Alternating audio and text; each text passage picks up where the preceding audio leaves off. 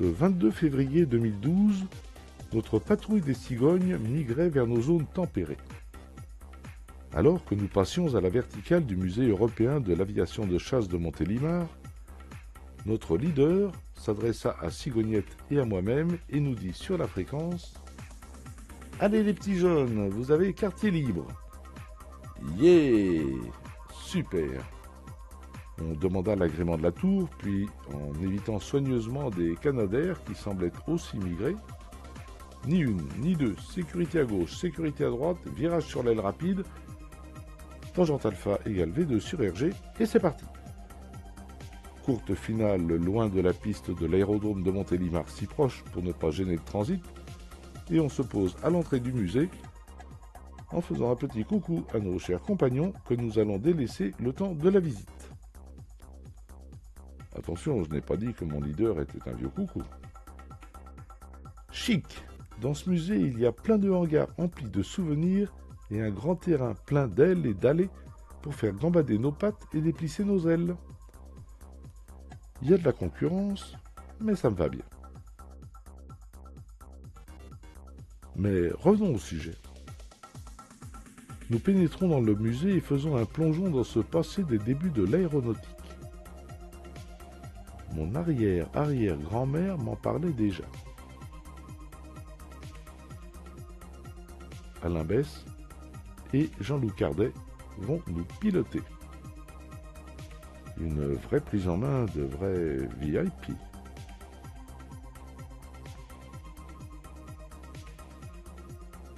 Le plafond nous offre aussi de magnifiques voilures à s'en délecter les moustaches.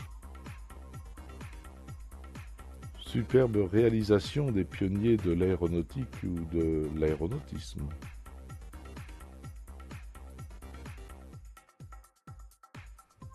Nous avançons d'un pas lent et majestueux vers cette grande salle. Je me dresse sur mes pattes et allonge mon cou pour découvrir l'ensemble vu d'en haut et de tous les côtés. Cigognette, elle adore les prises de vues insolites.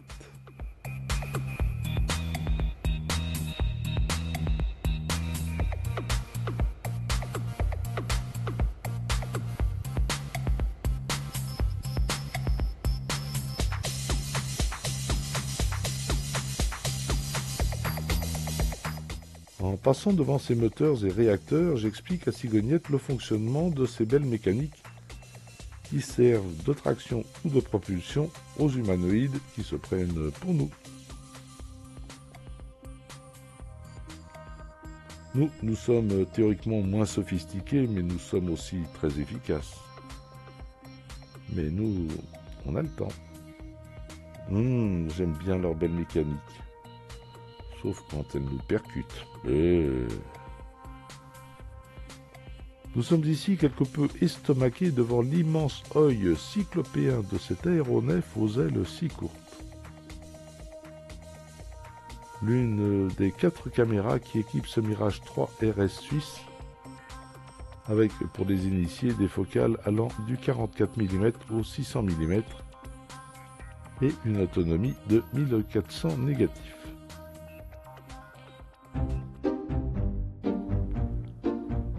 Un peu d'air frais nous fait du bien et l'on découvre ce jardin extraordinaire.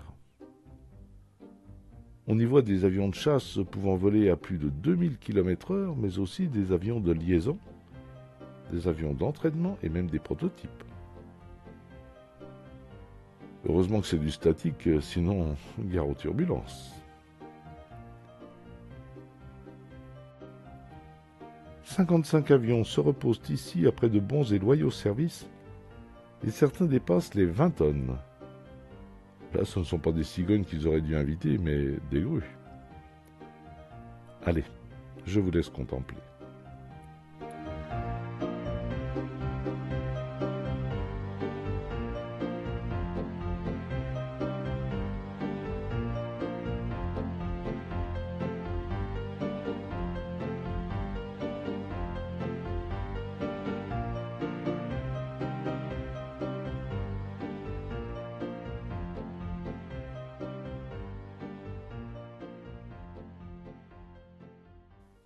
Là, dans ce bloc opératoire, on se croirait dans la savane avec ce jaguar en pleine reconstitution de ses capacités de présentation. J'aime bien le jaguar, mais pas trop près tout de même. Il pourrait m'avaler ou me griller. Mais j'aime bien ce travail d'artiste.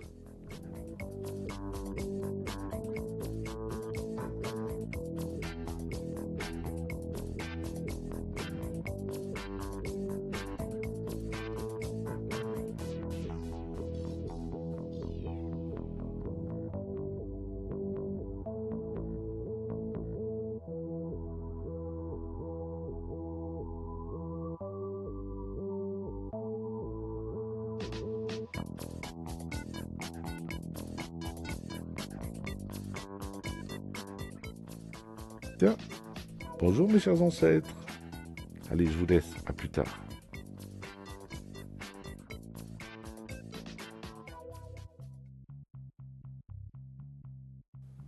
Alain Bess nous conduit dans ce grand hangar nord, qui doit être son vestiaire ou une salle d'habillement, si j'en juge par ses belles tenues. Bon, en tant que cigogne, je me vois mal habillé comme cela, mais par-dessus mes grandes plumes, ça doit faire très chic.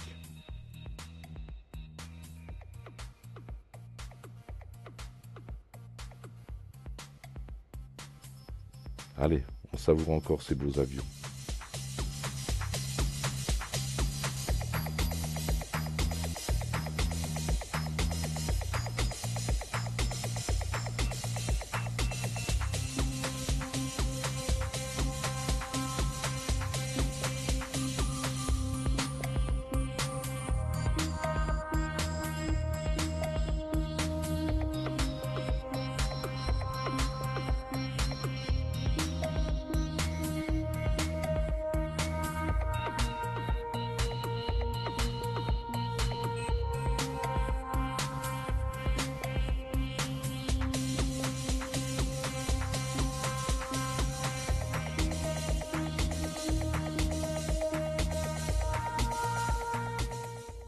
Allez, cigognette, allez, on avance. Il y a encore plein de belles choses à découvrir. Allez, allez, allez, allez.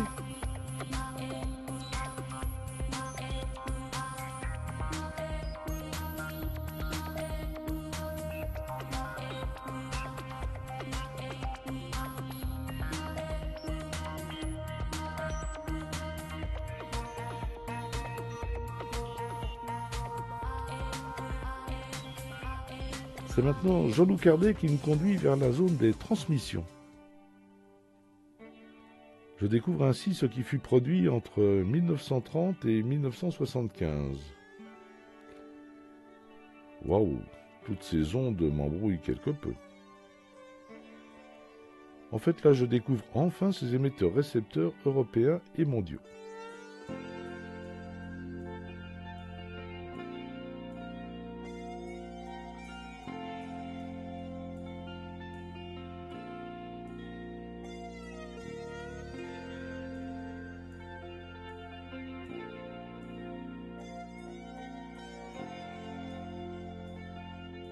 Tiens, un pigeon voyageur rhabillé pour l'hiver avec accroché à sa patte le précieux message qui servait de liaison entre les corps d'armée en 1816.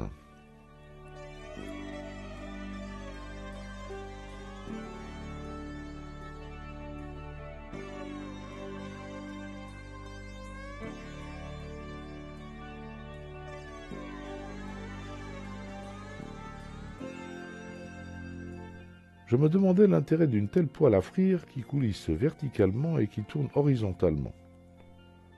Mais finalement, en lisant la notice, j'ai tout compris. Un radar mobile. Waouh, il y a du matos et c'est bien rangé.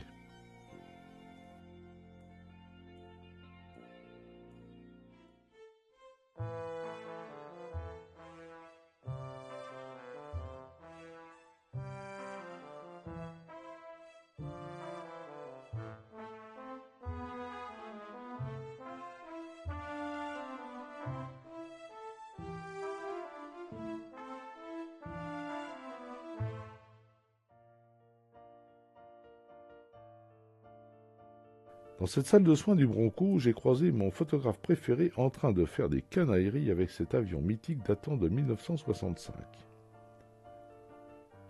Et il pense voler comme ça. Allez Bernard, mets ton casque, t'auras l'air d'un pilote. Bon, là, toute l'équipe faisait de la chirurgie mécanique, alors, après ces quelques vues de statique, on va se remémorer quelques passages du Bronco en meeting, mais cette fois avec un vrai pilote, Alain Bess.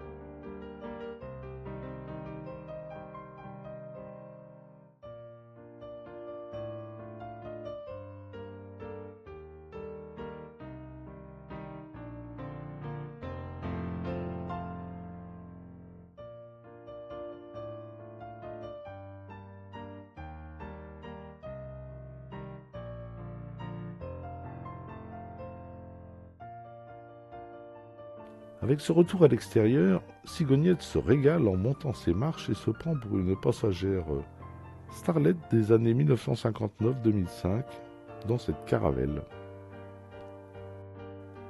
Quant à moi, tout à l'heure, je vais pouvoir me mettre dans le poste de pilotage et je vais vous montrer.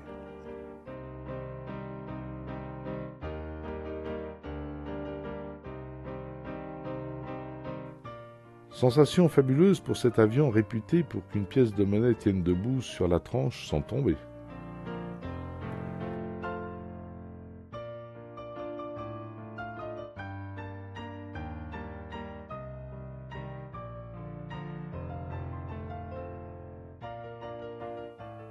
Sympa ces hublots dessinés pour permettre une vision confortable vers le bas.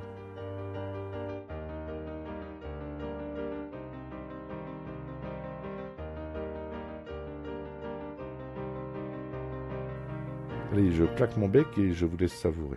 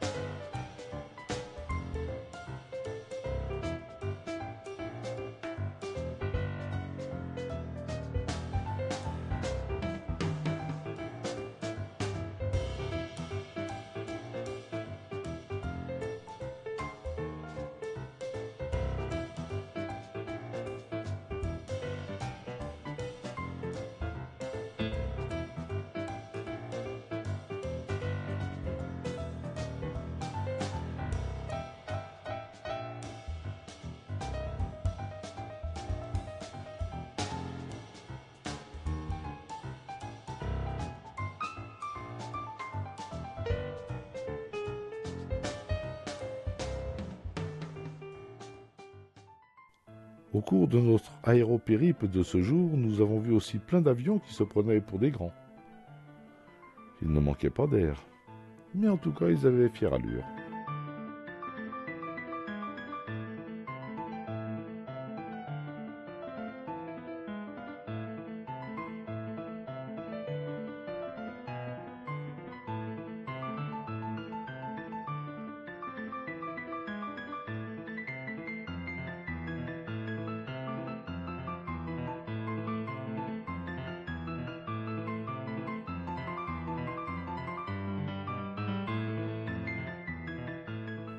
Tiens, on va faire un petit tour vers cet atelier de remise en forme d'un Potez 36 de 1933, dont il ne reste que 2 exemplaires au monde sur 250 et qui vient d'être classé monument historique. Grand moment de visite auprès de cet illustre avion. Ils travaillent bien les bénévoles.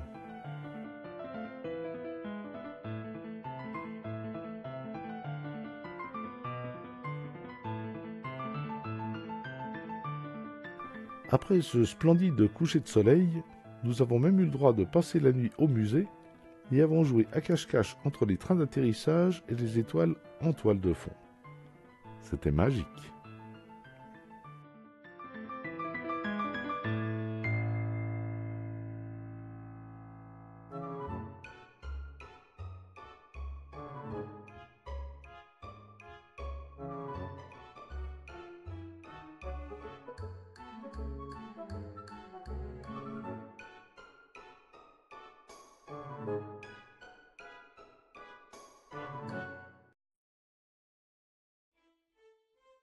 Le lendemain matin, nous rejoignîmes notre patrouille de cigognes qui fit quelques tours de piste avant de nous récupérer. Ce fut un peu rapide comme visite, mais lors d'un prochain passage, nous y reviendrons et peut-être serez-vous des nôtres. Nous pourrons tout vous expliquer en bon VIP que vous serez aussi. Allez, bon vol à toutes et à tous et plein d'aérobéco pour vous.